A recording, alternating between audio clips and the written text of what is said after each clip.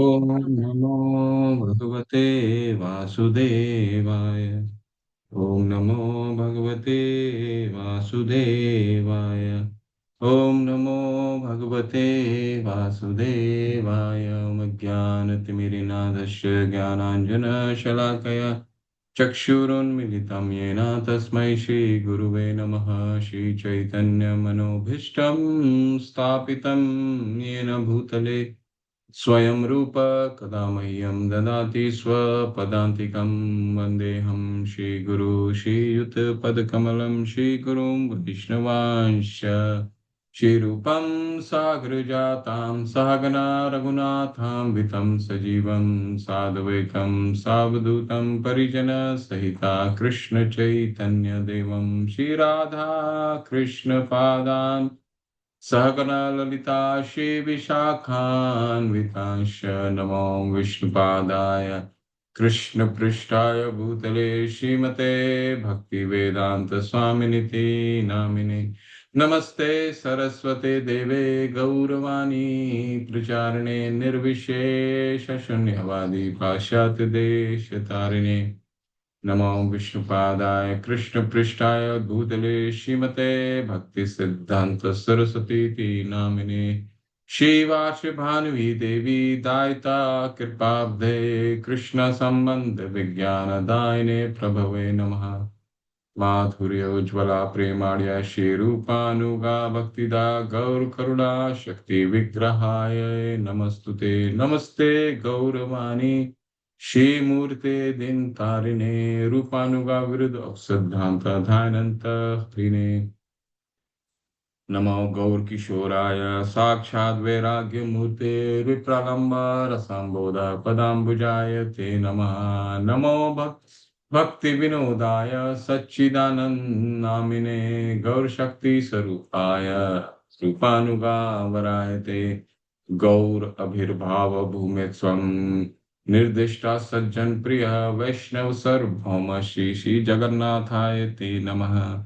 वाञ्छाकल्पतरुभ्यश्च कृपा सिन्धुभ्येव च पतितानां पावनेभ्यो वैष्णवेभ्यो नमो नमः।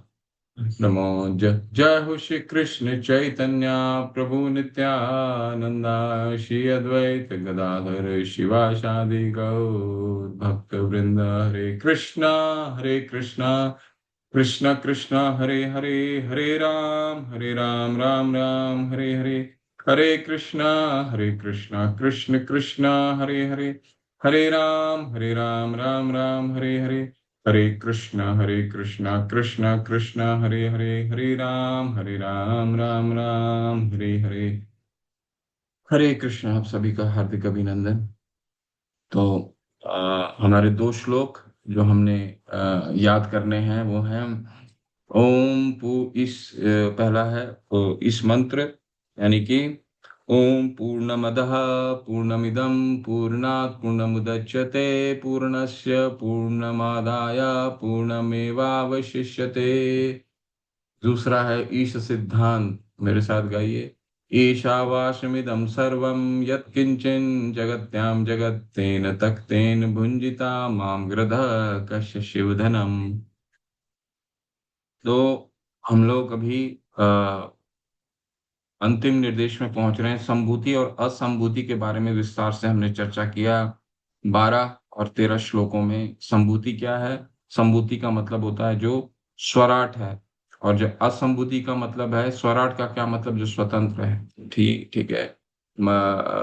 और असंभूति का क्या मतलब है? जो जो स्वतंत्र के अधीन है। ठीक है, जो संभूति के अधीन है। तो इसके बारे में हमने विस्तार से 12वें श्लोक में भी चर्चा, 12वें मंत्र में चर्चा किया। भगवान ईशोपनिषद उसमें ये बताता है कि जो संभूति की आराधना करता है असंभूति की आराधना करता है। असंभूति कौन है? जो संभूति, संभूति केवल एक ही है, ईश्वर परम कृष्ण सच्चिदानंद विग्रह जन्मादस्य यतो अन्वयात इतरश्च अर्थेषु अभिज्ञ स्वराट। वेदांत सूत्र का मंत्र और श्रीमद् भागवतम का पहला मंत्र, उसमें क्या कहा गया है? भगवान स्वराट है, स्वतंत्र है, बाकी सब भगवान के द्वारा संचालित है। मय्या दक्षेण प्रकृति सूयते सचराचर। जितने भी चीजें आप देखते हैं आध्यात्मिक और भौतिक जगत में, सब भगवान के द्वारा उसकी उत्पत्ति है। अहम सर्वस्व प्रभवो मत्त सर्वम प्रवर्तते। ठीक है। तो बाकी जितने हैं वो भगवान के अधीन है।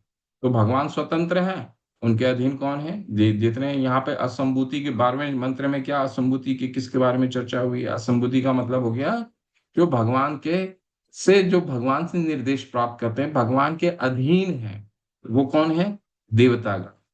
तो 12वें मंत्र में हमें बताया गया है कि जो देवताओं की पूजा करता है, अंधम तमः प्रविशन्ति, ये संभूति उपासते, जो संभूति की उपासना करता है उसकी गति कुछ अच्छी नहीं होती, क्योंकि जीवन के उद्देश्य को समझ नहीं पाता है। दूसरा, उसी मंत्र में कहा गया है कि जो संभूति की पूजा करता है, तथाकथित संभूति यानी कि सो कॉल्ड, जो स्वयं को समझता है कि यही संभूति है, वो वहां पे उस संभूति की क्या चर्चा हुई है? वहां पे निर्विशेष संभूति की चर्चा हुई है, यानी ब्रह्म की संभूति की चर्चा हुई है।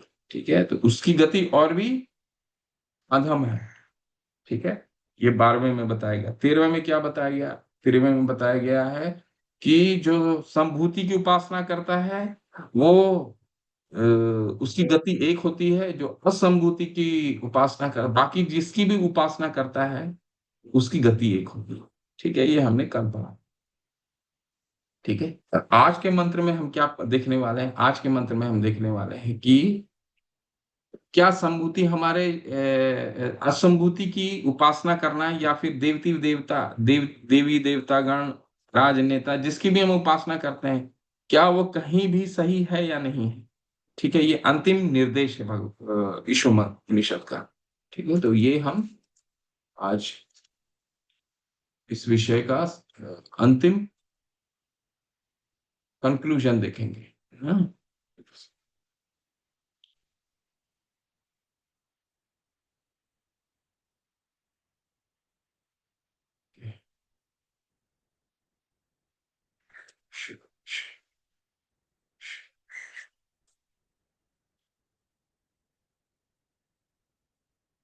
हरे कृष्ण कृष्ण कृष्ण हरे हरे, हरे राम राम राम हरे हरे।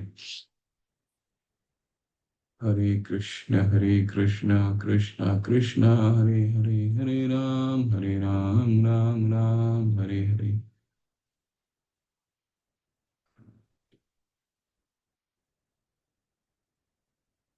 शुरू करते हैं। मंत्र संख्या 14। शिशिर राधा गोविंद की जय, शिशिर प्रभुपाद की जय। ठीक है, तो 14 में हम क्या करने वाले हैं? संभूति च विनाशम च यस्तद वेदो उभयम सह। देख रहे हैं, ये वही है जो हमने 11वें में विद्या और अविद्या का चर्चा किया था। विद्या और अविद्या क्यों जरूरी है, ये अंतिम कंक्लूजन था। ईशोपनिषद हमें बताता है, देखिए अविद्या को जो पूजा करता है वो अधम है। ठीक उसी तरह संभूति और असंभूति का है, तो देखिए वही है। उसमें वहां क्या था? संभूतिम च विनाशम च यस्तद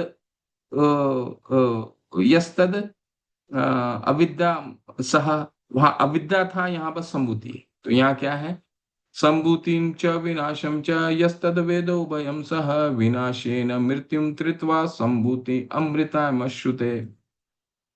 संभूति में यानी शाश्वत भगवान को, उनके दिव्य नाम रूप लीला तथा गुणों को, साज समान को, उनके काम की विविधता आदि को, च यानी तथा। ठीक है, संभूति किसके लिए प्रयोग किया गया है? संभूति केवल और केवल भगवान के लिए, क्योंकि भगवान ही स्वराट है, बाकी सारे उनके अधीन हैं। स्वतंत्र और कोई नहीं है। हम स्वयं को स्वतंत्र समझते हैं, लेकिन हम है नहीं स्वतंत्र है। कल इस पे विस्तार से हमने चर्चा किया क्यों हम स्वतंत्र नहीं। ठीक है, च यानी तथा, विनाशम देवताओं, मनुष्यों, पशुओं इत्यादि की क्षणिक भौतिक अभिव्यक्तियां तथा उनके मिथ्य नामों या यश इत्यादि को। तो च यानी भी, यानी यह यानी जो, तत् यानी वह, वेद यानी जानता है, उभयम दोनों को, स यानी सहित, विनाशीन विनाशीन, मृत्यु मृत्यु को, तीर्थवा यानी पार करके, संभूति संभूतया यानी भगवान के शाश्वत राज में, अमृतम यानी अमृता, अमरता यानी कि अश्रुते यानी भोक्ता। कल हमने ये भी चर्चा किया कि हमें भगवत गीता ये भी बताता है कि इस जीवन में अमरता को अगर प्राप्त करना है, इस जीवन में इस सुख की अनुभूति करनी है, तो उसके लिए क्या करने की आवश्यकता है। ठीक है? अनुवाद में क्या कह रहे हैं शिला प्रभुपाद की जय, शिला प्रभुपाद महाराज की द्वारा मनुष्य को चाहिए कि पूर्ण पुरुषोत्तम भगवान तथा उनके दिव्य नाम रूप गुण तथा लीलाओं के साथ ही साथ अस्थायी देवताओं, मनुष्यों तथा पशुओं से युक्त नश्वर भौतिक सृष्टि को भली भांति जान ले।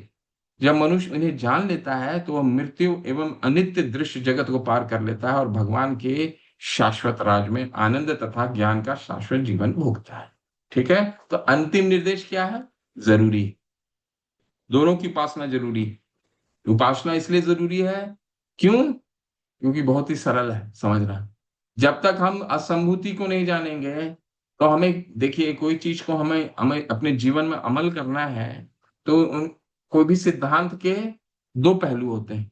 क्या पहला क्या पहलू होता है कि उसकी प्रवृत्ति क्या है, उसको करना कैसे है, और दूसरा क्या है, निवृत्ति क्या क्या निषेध है। हरे कृष्णा महामंत्र करने हम क्या प्रवृत्ति सिद्धांत का क्या महामंत्र करना है, तो जब क्या है, हरे कृष्णा कृष्णा कृष्णा हरे हरे, हरे राम राम राम हरे हरे। सीधे बैठना है, एक एक मंत्र को उच्चारण करना है और एक एक शब्द को सुनना है। यह है प्रवृत्ति मंत्र जप का। निवृत्ति क्या है? नाम अपराध नहीं करना है, वैष्णव अपराध नहीं करना है। ठीक है? ठीक उसी तरह, तो जब तक प्रवृत्ति और निवृत्ति नहीं जानेंगे तो सिद्धांत का पालन नहीं हो पाएगा। तो इसीलिए असंभूति को भी जानना हमें जरूरी है संभूति तक पहुंचने के लिए। ठीक है? कृष्ण को भौतिक रचना को जानना भी, कृष्ण की भौतिक रचना को जानना भी क्यों महत्वपूर्ण है?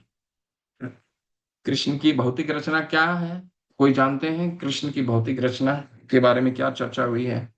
किसी को स्मरण है?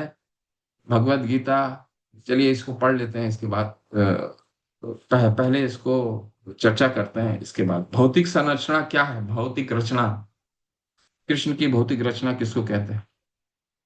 किसी को याद है? भगवत गीता के 7वें अध्याय में कहा गया भगवान की कौन सी शक्ति है भौतिक संरचना? नवीन त्यागी प्रभु, हरे कृष्ण। प्रभु जी, प्रशक्ति जो होती है वो है भौतिक संसार, प्रशक्ति। हाँ, तो 8 यानी कि तरह की प्रशक्ति को। शक्तियां हैं। जी, जी प्रभु। 8 तरह की शक्तियां हैं। भूमिरो अप्रजो वायु खम मन बुद्धि रेव च अहंकार इति यम में भिन्ना प्रकृति अष्टदा। ठीक है? जितनी भी शक्तियां आप देख रहे हैं वो 8 प्रकार की है। ओके, क्या क्या है? पंचभूत यानी अग्नि जल वायु आकाश पृथ्वी। ठीक है? और इसके बाद भूमिरो अपनलो वायु खम मन बुद्धि रेव च अहंकार इति यम में भिन्ना प्रकृति, और मन बुद्धि अहंकार 3 सूक्ष्म तत्व हैं। तो जितनी भी चीजें आप देख रहे हैं वो सारी की सारी बहिरंगा शक्ति भगवान की भौतिक शक्ति के द्वारा रचित है। तो इसको जानना हमें क्यों जरूरी है? भगवान को, शक्ति को नहीं जानेंगे तो भगवान को कैसे समझेंगे? भौतिक प्रकृति के संपर्क में कोई भी देवता मनुष्य पशु या पौधा परिवर्तन के 6 नियमों से परे नहीं हो सकता। जन्म, हाँ, किसी भी जीव जो भौतिक प्रकृति है, इस जो भौतिक प्रकृति में 6 परिवर्तन आवश्यक हैं। क्या है? जन्म लेना, बढ़ना, मेंटेन करना, कुछ उत्पाद करना, फिर गिरावट की ओर जाना, और छठा क्षीण हो जाना। ठीक है? ये ये किसी भी परिवर्तन, कोई भी जीव का यही परिवर्तन है। जन्म लेगा, अ, बढ़ेगा, कुछ दिन में वो आपका मेंटेन करेगा, फिर कुछ पैदा करेगा, फल, अगर वृक्ष है तो फल फूल ये पैदा होगा। जीव है, और कोई जीव है तो वो बच्चे को पैदा करेगा। तो कुछ पैदा करेगा, इसके बाद क्या है, फिर ढलने लगेगा और अंत में क्षण को प्राप्त होगा। तो छह जो है, ये कोई भी परिवर्तन है। वैज्ञानिक और राजनेता इस दुनिया को अमर बनाने की कोशिश कर रहे हैं, क्योंकि उनके पास अमर आध्यात्मिक दुनिया के बारे में कोई जानकारी नहीं है। तो थोड़ा सा ग्रंथ खोलिए, इसके बारे में समझते हैं। सो संभूति भगवान के शाश्वत व्यक्तित्व, उनका नाम, रूप, लीलाएं, गुण और सामग्री, विनाश, देवताओं, दोनों को जानना है। इसलिए क्यों आवश्यक है? क्योंकि जब तक भगवान की भौतिक शक्ति को हम नहीं समझेंगे, तो भगवान की शक्ति की हमें, भगवान का भगवान की शक्ति का हमें अंदाजा नहीं होगा। जन्म कर्म च में दिव्यम यो वेति तत्वता, भगवान के जब तक जन्म और कर्म की दिव्यता को हम नहीं समझेंगे, तत्वादे हम पुनर्जन्म नेति मामिते सो अर्जुन, तब तक हम इस जन्म और मृत्यु के चक्कर में फंसे रहेंगे। तो ये जानना हमें बहुत जरूरी, इसीलिए असंभूति को भी जानना जरूरी है। ठीक है।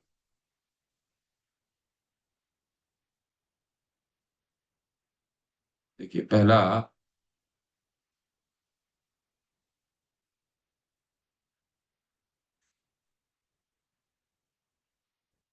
दो अनुच्छेद को कोई पढ़िए, बहुत सुंदर अनुच्छेद है। इसके बाद हम इस मंत्र को हम फास्ट पढ़ेंगे, फिर अगले मंत्र को तरफ जाएंगे।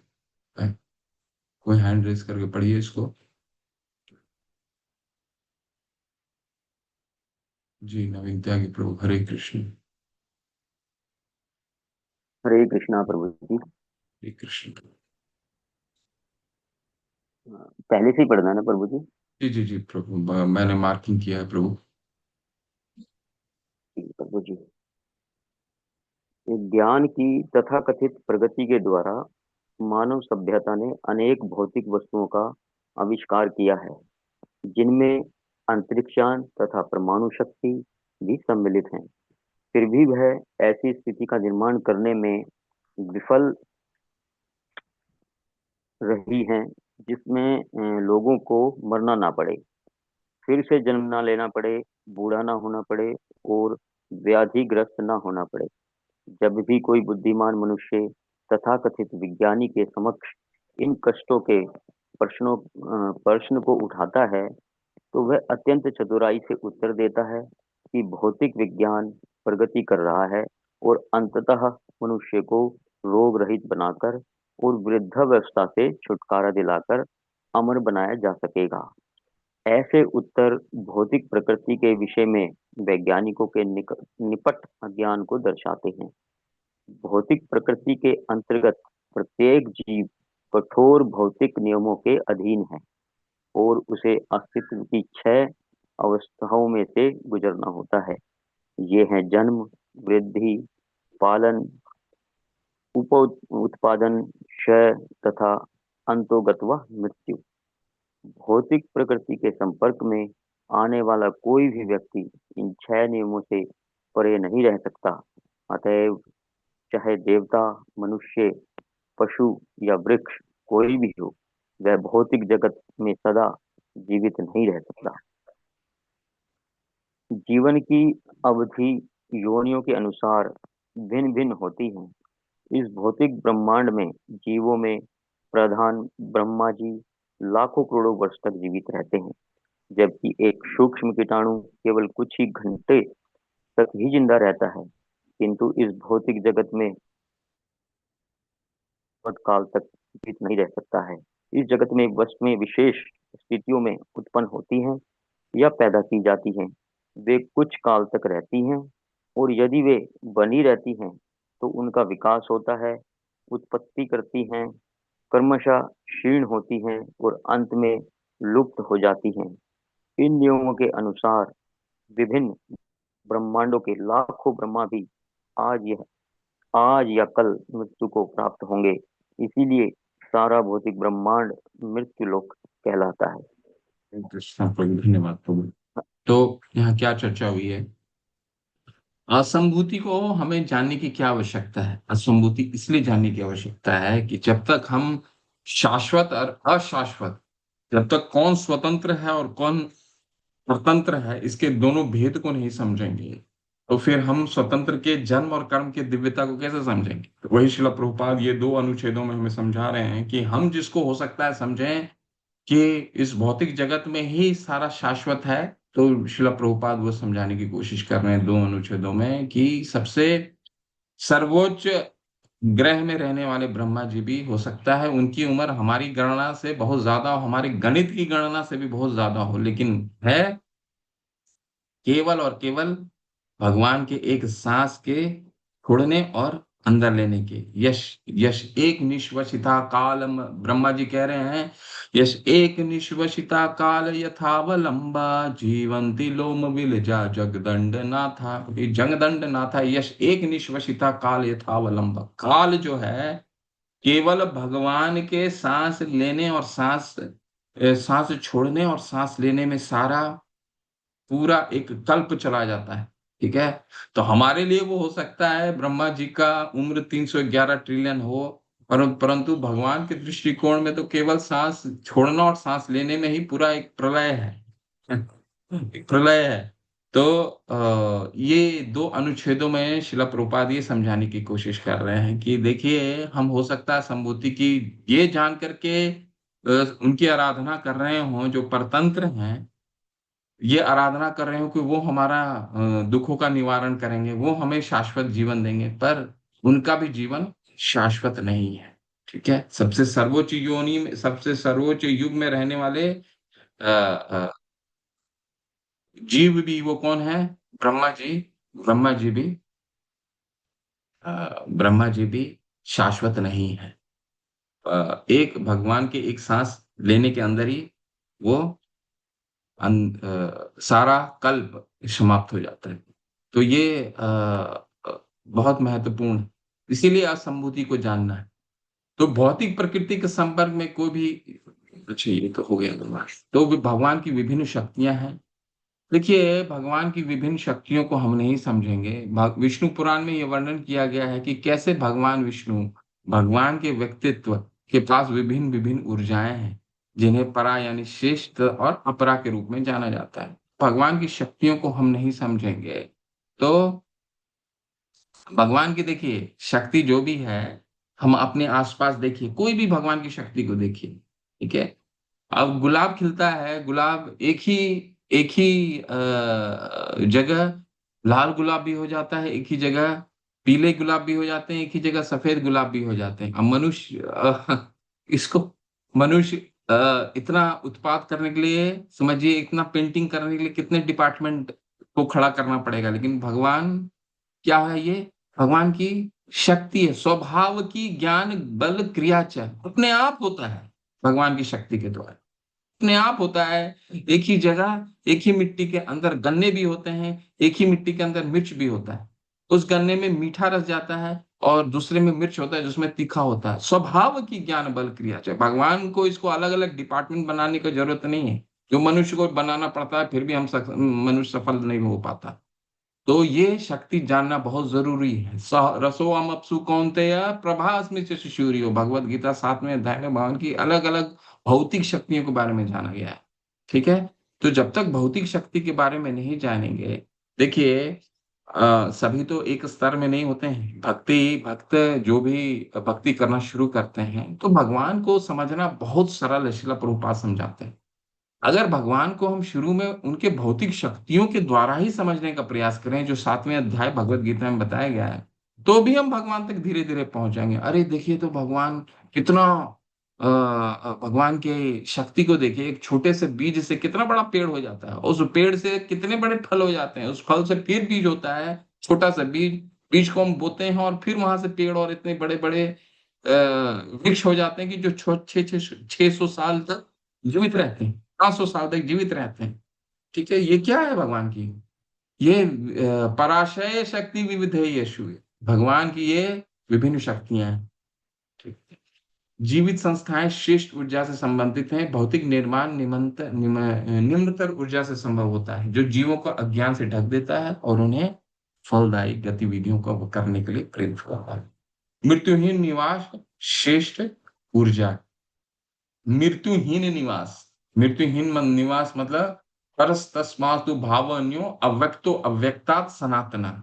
भगवान भगवत गीता के 8वें अध्याय में कहते हैं कि चल ठीक है, मैंने तो तुमको ये बता दिया, आप ब्रह्मा भुवनाथ लोकान पुनर्वर्तिनो अर्जुना, कि अर्जुन ब्रह्म लोक में भी जो व्यक्ति जाता है उसका भी पुनर्वर्ती न, उसको भी जन्म और मृत्यु के चक्कर में फंसा रहना, पुनर्वर्ती न अर्जुना। परंतु इसके अलावा भी एक दुनिया है जिसको क्या कहा जाता है, परस्तस्मास्तु भावो अन्यो अव्यक्तो अव्यक्ता सनातन है। जो अव्यक्त है, सनातन है, शाश्वत है, वहां कोई जन्म मृत्यु नहीं लगता। वहां जो एक बार चला जाता है फिर वापस आने की जरूरत नहीं पड़ती। कोई दुख नहीं है, जन्म मृत्यु जरा व्याधि दुख दोषानु कुछ नहीं है, कोई तकलीफ नहीं है वहां। भगवान से केवल अनन्य भक्ति द्वारा ही संपर्क किया जा सकता है, ना कि ज्ञान कर्म या मोक्ष की प्रक्रियाओं से। तो ये जानना हमारे लिए बहुत जरूरी है कि संभूति और असंभूति का क्या है। और जब असंभूति को जानते हैं तब ये समझ हमें आता है कि देखिए भगवान की कितनी विविधाएं या सूयत है, कितनी भगवान कितने पूर्णमदा है। ओम पूर्णमदः पूर्णमिदं पूर्णात् पूर्णमुदच्यते पूर्णस्य पूर्णमादाय पूर्णमेवावशिष्यते। भगवान से जो भी चीजें निकलती वो भी पूर्ण है। हमारे पास प्रकृति में कोई भी चीज ऐसी नहीं है जो जो अपने आप में संपन्न नहीं है। ऐसा नहीं है कि हमें कल को खाने का लाला पड़ जाएगा कि गेहूं नहीं होगा, चावल नहीं होगा, दाल नहीं होंगे, तो हमेशा भगवान देते रहेंगे।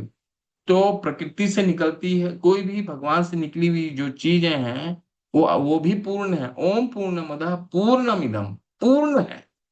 तो जब ये शक्ति को जानेंगे तो तभी हम भगवान के नतमस्तक होंगे।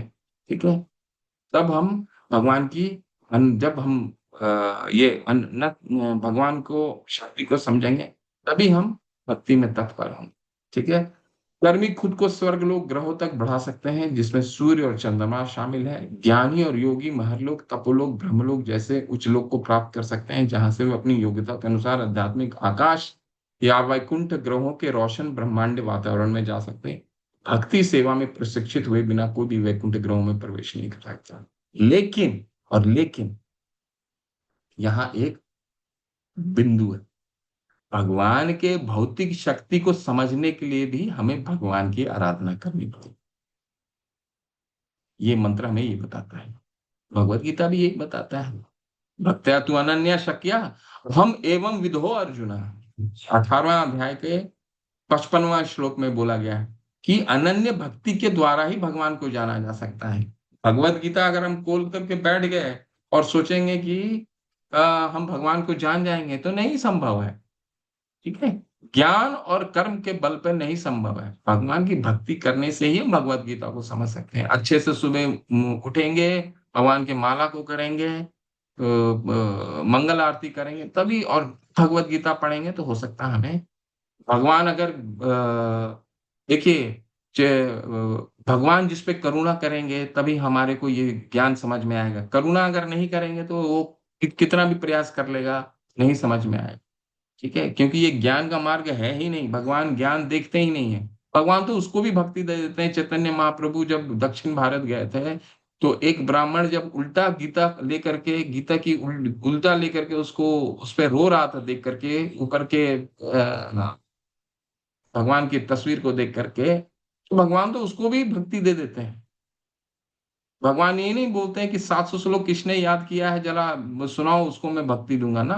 भगवान किसको भक्ति देते हैं, जो भक्त्या तु अनन्या शक्या हम एवं विदो अर्जुन ज्ञातुम दृश्युन तत्वेन प्रवक्तुम च परम तप।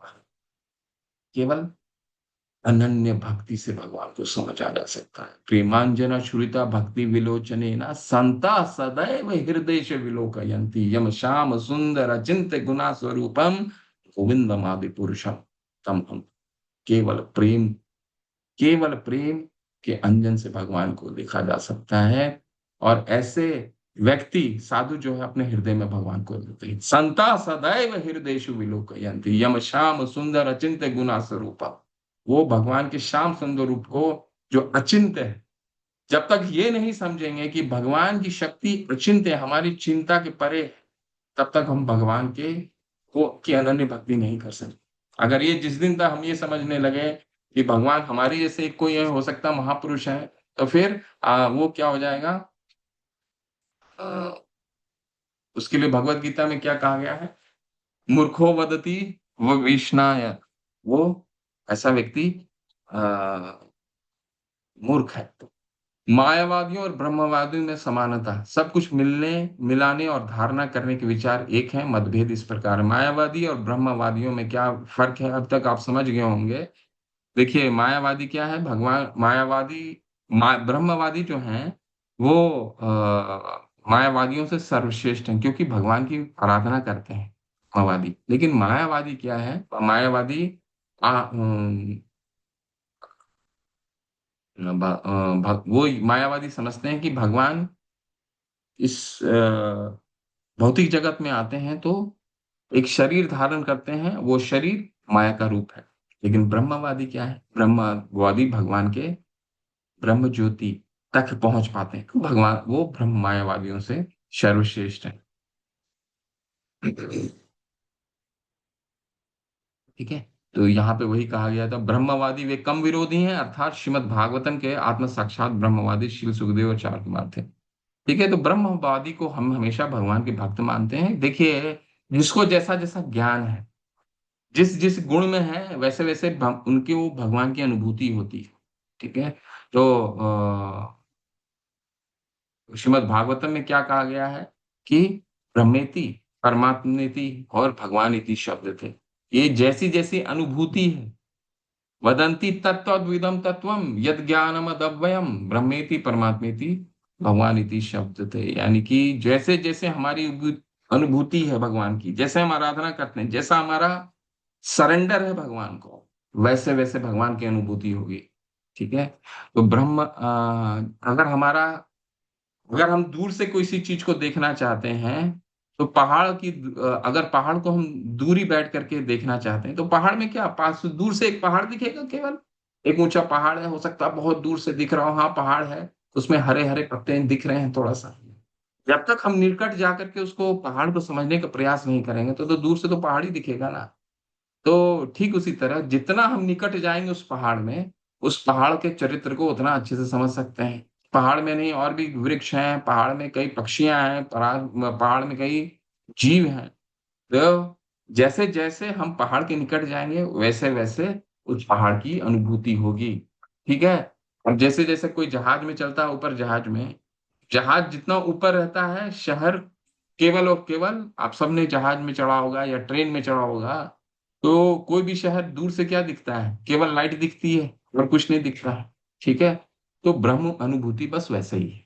ऊपर चलेंगे तो केवल लाइट दिखेगा, उसमें क्या कलकत्ता, उसमें क्या दिल्ली और क्या बॉम्बे, सब एक ही जगह, क्या अमेरिका, सब एक ही जैसा दिखता है।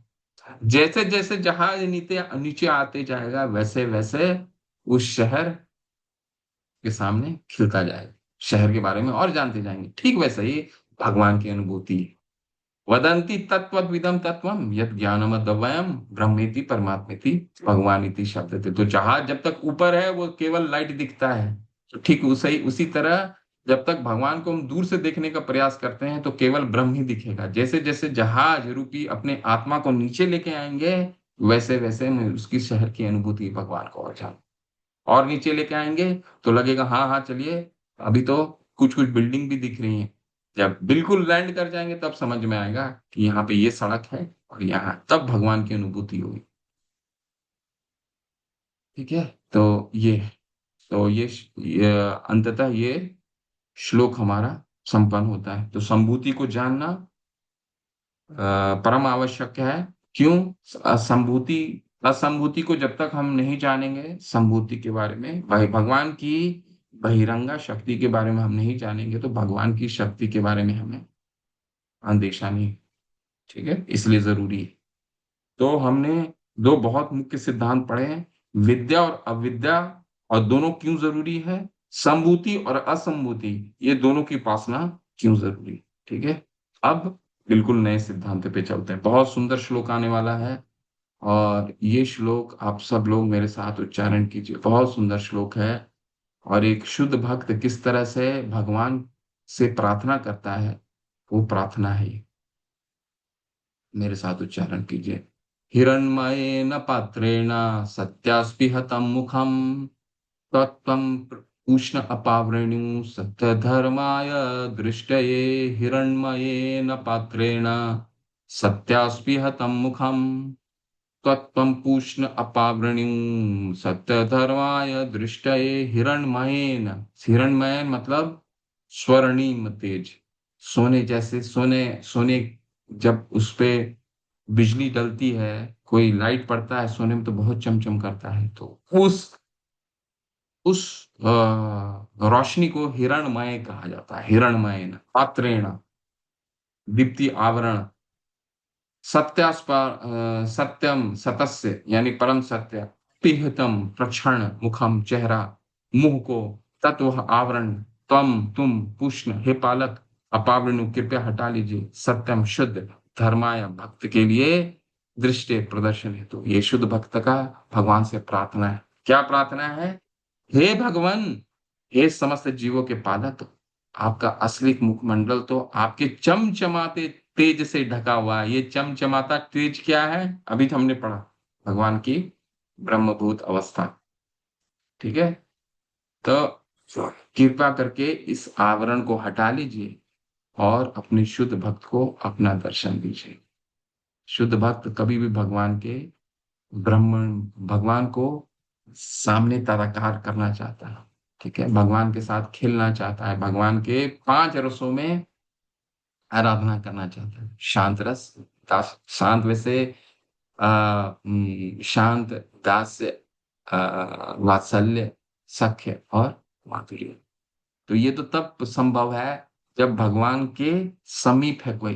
तो शुद्ध भक्त का क्या है कि नहीं, मुझे ये ब्रह्म अवस्था नहीं चाहिए। देखिए, ये कहाँ कहाँ जा रहा है, ये मंत्र क्यों महत्वपूर्ण है? ये मंत्र इसलिए महत्वपूर्ण है, ऐसा कोई सिद्धांत नहीं है जो हमने भगवत गीता में नहीं पढ़ा, भक्ति रसामृत सिंधु में नहीं पढ़ा, उपदेशामृत में नहीं पढ़ा। ठीक है, दर्शन में उपदेशामृत में भी पढ़ा ना हमने भगवान का साकार रूप के बारे में। लेकिन ये सिद्धांत हम ईशो उपनिषद से ही उन सिद्धांतों को काटने का प्रयास करते हैं जो निर्विशेषवादी ये हमें समझाते हैं कि ये भगवान का कोई साकार रूप नहीं है। देखिए, उपनिषद में ही लिखा हुआ है कि भगवान के शुद्ध भक्त क्या कह रहे हैं, प्रार्थना कर रहे हैं कि भगवान आपका ये ब्रह्म ज्योति वाला रूप हटाइए और मुझे आपका साक्षात्कार कीजिए। वो चाह रहे हैं, है ना। तो भगवत गीता के 14:27 में अपने साकार रूप के दीदी पैम। अच्छा, कोई पढ़ना चाहते हैं पढ़िए, पढ़िए, कोई पढ़ना चाहते हैं तो। ओके, चलिए पढ़ता हूँ। भगवत गीता 14:27 में अपने साकार रूप के स्वरूप के दीदीप्यमान तेज यानी ब्रह्म ज्योति को वर्णन भगवान इस प्रकार करते हैं। ब्रह्मणो ही प्रतिष्ठा हम अमृतस्य अवस्य च शाश्वतस्य धर्मस्य सुखस्य एकांतिकस्य च। भगवान का जो ब्रह्म अवस्था है, भगवान का जो तेज स्वर्णिम की अवस्था जिसकी अभी चर्चा हो रही है, वो तेज की अवस्था 14:27 में उसको बताया जा चुका है। क्या है 14:27 में? ब्रह्मणो ही प्रतिष्ठा अहम, मैं निराकार ब्रह्म का आधार हूं जो परम सुख का स्वाभाविक पद है और जो अमर अविनाशी तथा शाश्वत।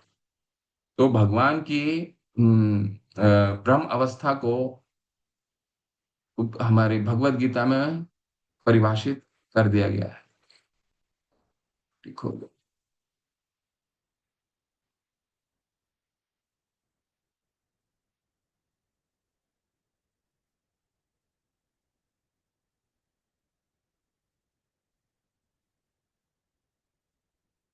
तो यहाँ पे क्या कहा, ये मंत्र क्या कह रहा है? हिरण्मयेन पात्रेण। हिरण्मयन पात्र क्या है? यदि हम सर्वोच्च होते तो हमें उनके चेहरे को देखने के लिए, उनके चमत्कार आवरण को हटाने के लिए उनसे प्रार्थना करने की आवश्यकता नहीं।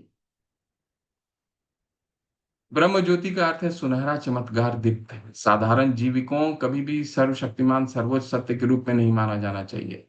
साधारण जीव को कभी भी सर्वशक्तिमान सर्वोच्च सत्य के रूप में नहीं माना जाना चाहिए। ठीक है, निर्विशेषवादी क्या कहते हैं? हम भी जी, हम भी भगवान, और क्योंकि भगवान से कोई भी चीज निकलता है तो वो भी भगवान। वो ये बोलते हैं, और जब हम ये शरीर त्याग देंगे तो भगवान में मिल जाएंगे। भगवान में कैसे मिलेंगे? भगवान ने तो कहा ममैव अंशो जीव लोके, आप मेरे अंश हो। कभी भी नहीं भगवान ने बोला है कि तुम मैं हो। मैं और तुम एक ही हो। तुम तो साधारण जीव को कभी भी सर्वशक्तिमान सर्वोच्च सत्य के रूप में नहीं मानना चाहिए। कितना सिद्धांत गलत है। देखिए, ये ईशोपनिषद का ये मंत्र हमें समझाता है। अगर ये सिद्धांत, अगर हम भगवान से निकले हुए, एक सिद्धांत है, अगर कोई ये कहता है कि नहीं मैं भगवान से निकला हूं तो भगवान का अंश अगर हूं तो मैं भगवान ही हूं, ऐसा कई पंथ बोलते हैं ना, निर्विशेषवादी यही बोलते हैं कि हम भगवान के अंश हैं तो हम भी भगवान। तो अगर हम भगवान के अंश होते तो भगवान का भक्त ये क्यों कह रहा है कि हिरण्मयेन पात्रेण सत्यास्पिहतो मुखम, आप अपने आवरण को हटाइए। हम खुद ही भगवान हैं, तो हम आप किसको देखना चाहेंगे? किसी को देखना नहीं चाहेंगे। ठीक है। तो ये मंत्र हमें उस सिद्धांत को काट में मदद करता है जो ये कहता है कि हम और भगवान एक ही हैं, जीव और भगवान एक। यदि हम सर्वोच्च होते तो हमें उनके चेहरे को देखने के लिए, उनके चमत्कार आवरण को हटाने के लिए उनसे प्रार्थना करने की आवश्यकता नहीं होती। क्यों होती बाबा? हम ही भगवान है, तो भगवान के अंश से निकले हैं तो हम ही भगवान हो गए। ठीक है। गाय से दूध निकलता है, गाय से मूत्र भी निकलता है, गाय से गोबर भी निकलता है। तो गाय से जो चीज निकलती है, क्या दूध भी वही हो गया, मूत्र भी उसके मूत्र भी हो गया, मल भी वही हो गया? ऐसा है? ऐसा तो नहीं है।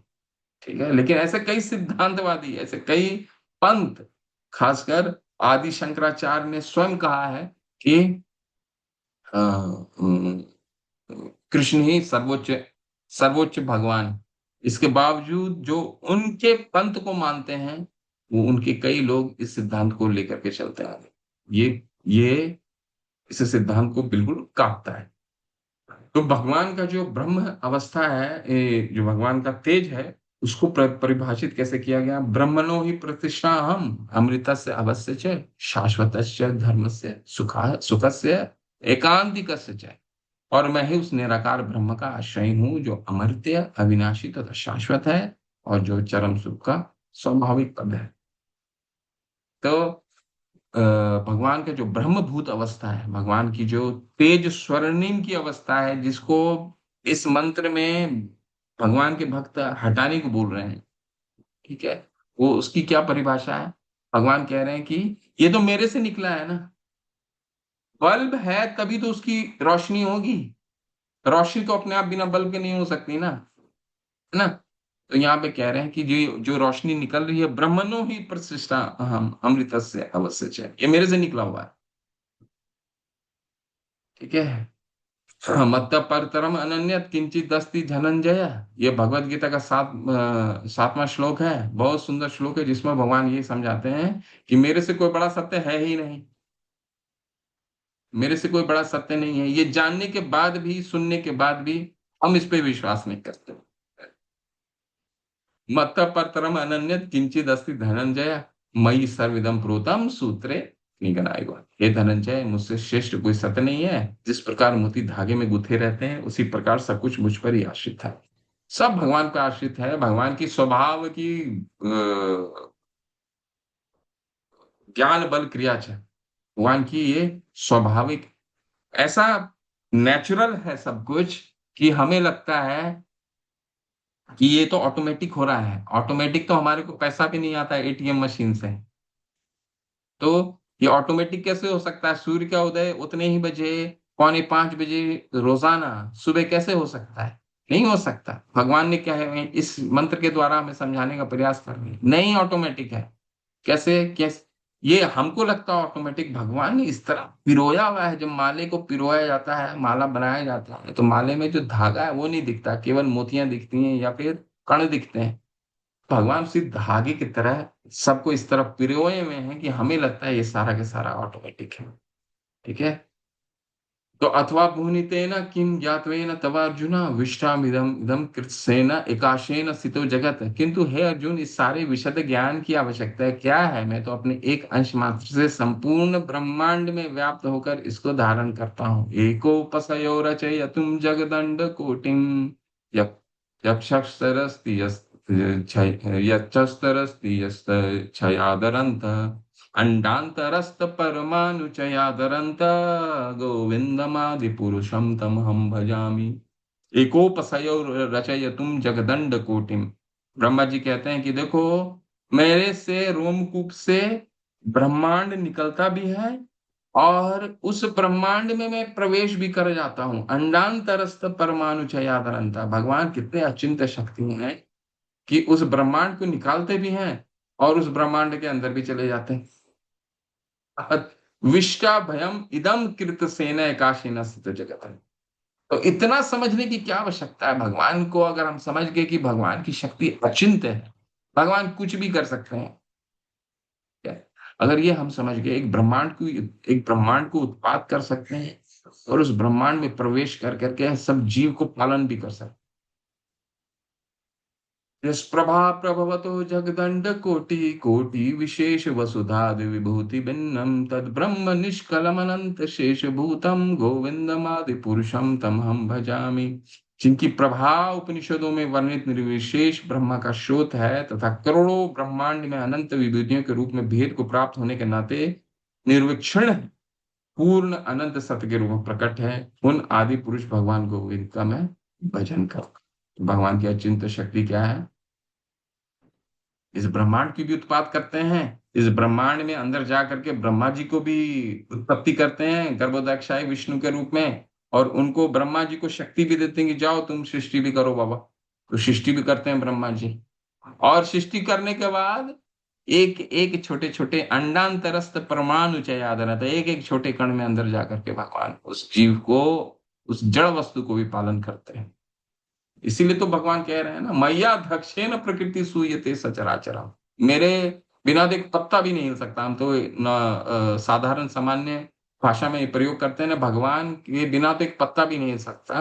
और सत्य है, मैया धक्षेन प्रकृति सूयते सचराचरम हेतु नानेन कौन्तेय जगत भी परिवर्तित है। मैं एक एक को दक्षता में कार्य करता है। लेकिन भगवान के भक्त क्या चाहते हैं? ये हटाइए ये सब, मुझे आपके साथ 5 रसों में जुड़। भगवान के हमको ब्रह्म अवस्था में नहीं चाहिए। भगवान की माता यशोदा माता भगवान को जिस दिन वो अपने बाल गोपाल को अगर भगवान के रूप में देख लेती या समझ लेती, तो कभी भी उनका वात्सल्य प्रेम हो ही नहीं पाता। गोप गोपाएं या गोपियां भगवान को, कृष्ण को अगर भगवान के रूप में समझ लेती, तो वो माधुर्य रस उत्पन्न ही नहीं। ठीक है? तो वो लोग क्या चाहते हैं? भगवान की भगवान को बिना कारण प्रेम करते हैं। ठीक है? शांत रस तटस्थ कृष्ण के गले में फूल की तरह उनकी बांसुरी छड़ी गाए। ठीक है? तो ये 5 रसों में जुड़ना चाहते हैं भगवान से। इसीलिए कह रहे हैं कि हिरण्मयेन पात्रेण सत्यास्पृहतम मुखम तस्मात् उष्ण अपावृणु सत्य धर्माय दृष्ट है। इसको हटाइए। मुझे आपसे जुड़ना है। ये भगवान का शुद्ध भक्तों की आराधना। ब्रह्म ज्योति के तेज से यदि कोई पूर्ण सत्य के रूप पूर्ण रूप से देखना चाहता है, उसे 24 भौतिक तत्वों में चमत्कार तेज से परिप्रवेश करना होगा। ब्रह्म ज्योति का वर्णन 14 ये हमने पढ़ लिया है। ठीक है? तो कुछ हम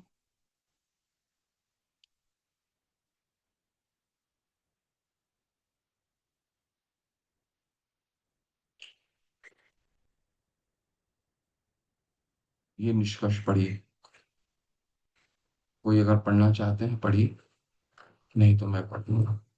ये निष्कर्ष पढ़िए, पढ़ना चाहते हैं। इस हाँ। निष्कर्ष यह है कि परम सत्य की आध्यात्मिक शक्तिमान अभिव्यक्तियों के अभाव में निराकार ब्रह्म की अनुभूति होती है। इसी प्रकार जब किसी को भगवान की भौतिक शक्तियों की अनुभूति होती है किंतु उसकी आध्यात्मिक अभिव्यक्तियों का ज्ञान नहीं रहता, तो अन्य ज्ञान रहता है, तो हमें परमात्मा का साक्षात्कार होता है। इस प्रकार परम सत्य की ब्रह्म तथा परमात्मा दोनों ही अनुभूतियां अभिन्न आंशिक हैं, किंतु जब कोई हिरण्य में पात्र को हटाकर पूर्ण पुरुषोत्तम भगवान श्री कृष्ण की पूर्ण शक्ति का अनुभव करता है, तो उसे वासुदेव सर्वमिति अर्थात वासुदेव भगवान की कृपा ही सब कुछ ब्रह्म परमात्मा तथा भगवान है की अनुभूति होती है। वे मूल मंत्र भगवान है और ब्रह्म तथा परमात्मा उनकी शाखाएं हैं। भगवत गीता 6.46 एंड 47 में 3 प्रकार के अध्यात्मवादियों योगियों का तुलनात्मक विवेचन किया गया है। ये है निराकार ब्रह्म के उपासक, परमात्मा स्वरूप के उपासक, योगी तथा भगवान श्री कृष्ण के भक्त। वहां कहा गया है समस्त प्रकार के योगियों में जो ज्ञानी हैं अर्थात जिन्होंने वैदिक ज्ञान का अनुशीलन किया है, सामान्य सकाम कर्मियों से श्रेष्ठ हैं, लेकिन योगी इससे भी श्रेष्ठ हैं। इन योगियों में जो पूरी शक्ति से भगवान की निरंतर सेवा करते हैं वे सर्वोच्च हैं। संक्षेप में हम एक दार्शनिक विचारक एक श्रमिक से श्रेष्ठ है और एक योगी एक विचार सभी योगियों में से वह योगी जो भक्ति योग का पालन करता है और निरंतर सेवा में लगा रहता है सर्वश्रेष्ठ है। श्री ईशोपनिषद हमें इसी पूर्णता की ओर निर्देशित करता है। श्री उपनिषद हमें इसी पूर्णता की ओर निर्देशित करता है। धन्यवाद। तो ये अंतिम निर्देश क्या है? अंतिम निर्देश केवल इतना है, इस मंत्र के द्वारा हम बस इतना समझते हैं कि भगवान के शुद्ध भक्त केवल और केवल भगवान को साकार रूप में उनके 5 रसों से जुड़ना चाहते हैं। हिरण्मयेन पात्रेण सत्यास्पिहतं मुखम तत्वम पूष्ण अपावृणु सतधर्माय दृष्टि। अपने ये आवरण को आप हटा लीजिए और अपना साकार रूप मुझे दीजिए ताकि मैं आपसे एक 5 रसों से जुड़ सकूं। ठीक है, और यही बात इसी तरह से भगवान को हम समझ सकते हैं। ठीक है, और ये जो अंतिम निर्देश में 6ठे अध्याय के बारे में उल्लेख आ रहा है, तो क्या है उल्लेख है? 6ठे अध्याय भगवत गीता में यही बताया गया है। क्या बताया गया है? कि वो योगी हमने इस भगवत गीता में सब कुछ बता दिया गया, कर्म योग, ज्ञान योग, ध्यान योग। तो वो योगी सबसे सर्वश्रेष्ठ है जो केवल मेरी योगी नाम अपि सर्वेशम मद गतेर अंतरात्मना, जो मुझे मत गतेर अंतर, जो मुझे अंतरात्मा से मुझे स्मरण करता है। ठीक है ना? कोई वहां पे कहीं भी ये चर्चा नहीं की, भगवान ने कहीं अच्छा नहीं की है, नहीं कि जो ब्रह्म ज्योति है वही सर्वश्रेष्ठ है, ऐसा नहीं कहा है। ठीक है, क्या कहा है? योगी नाम अपि सर्वेशम, सभी योगियों में सर्वश्रेष्ठ हो। योगी नाम अपि सर्वेशम मत गतेर अंतरात्मा नाम, जो श्रद्धावान भजते योगम, जो श्रद्धा पूर्वक मुझे मुझे प्रेम पूर्वक भजता है। ठीक है, गोपियां प्रेम पूर्वक भगवान को भजती थी। आराध्यो भगवान व्रजेश तनया तद धाम वृंदावन राम्या काचिद उपासना व्रज वधु वर्गे न कल्पिता। चैतन्य महाप्रभु का अंतिम कंक्लूजन यही है, रम्या काचिद उपासना व्रज वधु वर्गे न कल्पिता। तो गोपियों का जो प्रेम है वो सर्वोत्कृष्ट है। क्यों? क्योंकि वो उसमें कोई आकांक्षा ही नहीं थी, कोई आकांक्षा ही नहीं थी। भगवान है तो प्रेम है, भगवान नहीं है उनके सामने तो प्रेम और नहीं है। जब कुरुक्षेत्र में मिलने के लिए कुरुक्षेत्र में एक बार स्नान के लिए गए युद्ध के बाद, तो गोपियां भी पहुंचे और भगवान द्वारका से आए। भगवान अपने सेना अपने पूर्ण राजा वाले भेष में आए। ठीक है, तो गोपियों ने उनको बोला नहीं, मुझे ये वाला भेष आपको नहीं चाहिए, मुझे राधा रानी भी आई, ये भेष नहीं चाहिए, मुझे वही वाला वृंदावन का ही भेष चाहिए। इसलिए उनका जो प्रेम है वो क्या, आराध्यो भगवान व्रजेश त्वन्य, व्रज रंजन वृंदावन के गोपी, वृंदावन के भगवान, व्रजनंदन श्री भगवान वही सर्वोच्च है, आराध्य वस्तु, आराध्यो भगवान व्रजेश तनय। ठीक है, तो यही भगवान के शुद्ध भक्त जो है वो यही चाहते हैं। भगवान का कोई नहीं तदाकार होना चाहते हैं, ना ही मिलना चाहते हैं, कुछ नहीं चाहते हैं भगवान से, कुछ भी उनका। योगी नाम अपि सर्वेशम मद्गतैरंतरात्मनाम श्रद्धावान भजते यो माम समय युक्त मता, ये मेरा मत है। भगवान छठे के अध्याय के 47वें श्लोक। ठीक है, तो ये दो श्लोक हमने कर लिया। पहला श्लोक में हम उस कंक्लूजन की तरफ गए जो संभूति और असंभूति के बारे में बताता है, और संभूति और असंभूति को जानना भी कौन क्यों जरूरी है, ये हमें 14वां श्लोक बताता है।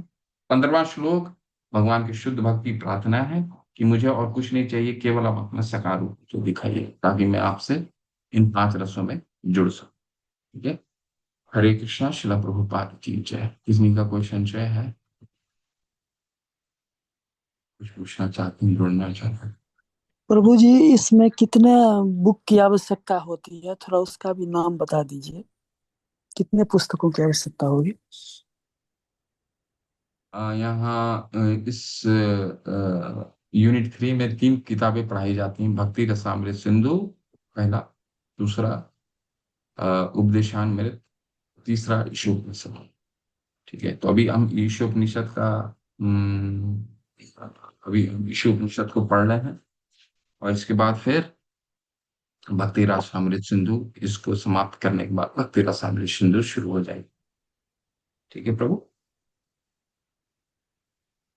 जी। सुधीर प्रभु हरे बताइए। कृष्ण। श्री कृष्णा धन्यवाद, प्रणाम प्रभु जी।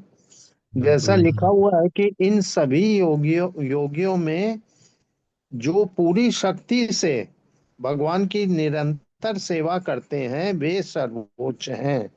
तो प्रभु जी, जैसे निराकार रूप में भगवान को यदि कोई निरंतर पूरी शक्ति से पूज रहा है तो वो भी सर्वोच्च ही हुआ इस हिसाब से?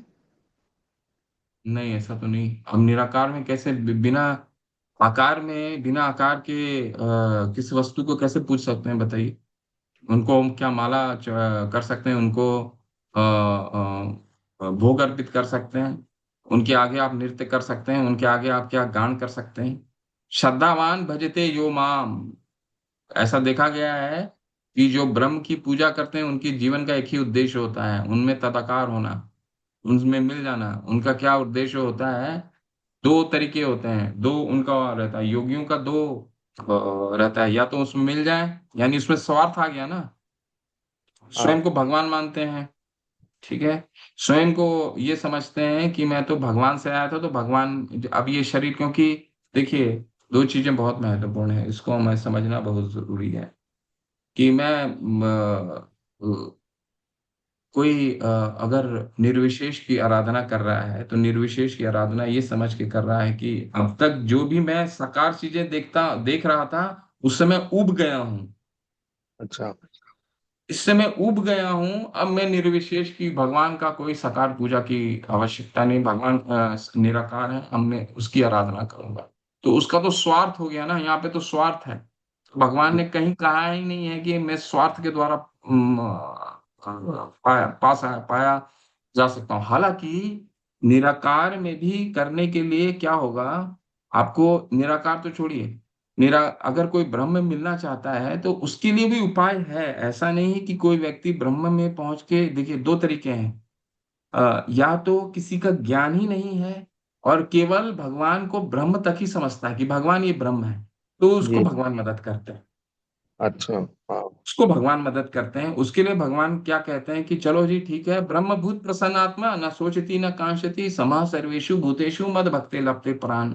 ठीक है, भगवान ना ब्रह्मा जी के 3 पुत्र निर्विशेषवादी थी, भगवान के आकार को नहीं समझते थे, गए लेकिन भगवान को जानने की इच्छुक थे। गए, हाँ तुलसी दल मिला, नाकों में उनका सुगंध गया, भगवान का साकार रूप आ गया सामने, आराधना करने लगे, भगवान मदद करते हैं। और दूसरा जी। व्यक्ति क्या है कि खुद को भगवान समझता है। ब्रह्म ब्रह्म की दो तरीके से पूजा करते हैं, 2 लोगों को पूजा करते हैं। एक जो ज्यादा ज्ञान नहीं होता, तो उसको भगवान हाँ। मदद करते हैं। और जो ये समझता है कि मैं भगवान से निकला हूँ, भगवान ही हूँ, और ये भौतिक शरीर त्यागने पर मैं भगवान में मिल जाऊंगा, भगवान उसको मदद नहीं करते हैं। नहीं भगवान करते। बोलते हैं ना, ये नहीं। तो ब्रह्म भूत में जानने के बाद भी जिसको मदद करते हैं, उसको लिए भगवान कह रहे हैं कि ठीक है, यहाँ तक तो आ गए हो तुम, अब तुम यहाँ पे हाँ। आकर के भी मेरी श्रद्धा, मेरे को भजो। ब्रह्म भूत प्रसन्न आत्मा, सोचती ना कांक्षती समः सर्वेषु भूतेषु मद भक्ते लभते प्राण। अगर वहां मुझे, अगर तुम उसमें खुश हो गए तो तुम्हारा पतन निश्चित है। अगर वहां मुझे भजते रह गए तो फिर तुमको हम ददामी बुद्धि योगम तम, फिर ऊपर खींच लूंगा। और हमारे पास शास्त्र में ऐसा उदाहरण है, तीन, जी।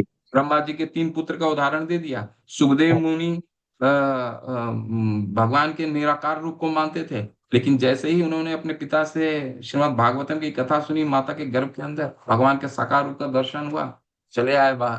तो इसके आत्माराम मुनियों, तो हम श्रीमद् भागवत में ही पढ़ते हैं ना, आत्माराम मुनियों निर्गंथरा उपयूरु क्रमे जो आत्माराम, हालांकि वो आत्माराम थे, सुखमुनि थे, वो आत्माराम थे, जी। आत्माराम थे, खुश थे। लेकिन भागवतम सुनने में ये आत्माराम को भी भगवान का साकार रूप आकर्षित कर लेता है। इतना शक्ति है भगवान के साकार रूप। भगवान उसको मदद करते हैं जो भगवान की आराधना करते हैं। ठीक है प्रभु। एक एक प्रभु जी, ये जो फिर जो सेकंड लेवल पे आ रहे हैं, जो योगी जन है, ये साकार रूप में भगवान को जपते हैं या निराकार रूप में? योगी जन दो तरीके से होते हैं। भगवान को, वो परमात्मा को भी जपते हैं। जो ज्ञानी होते हैं ना, हाँ। भगवान का साक्षात्कार करते हैं।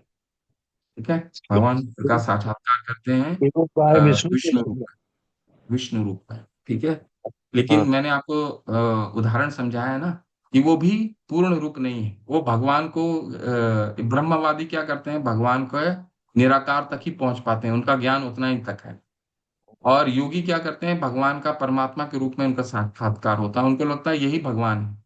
लेकिन ये तो मैं उदाहरण से समझाया ना कि जहाज ऊपर रहेगा तो बल्ब दिखेगा, और हम्म। जैसे जैसे नीचे लेते आएंगे वैसे वैसे शहर आपके सामने खुलता जाएगा।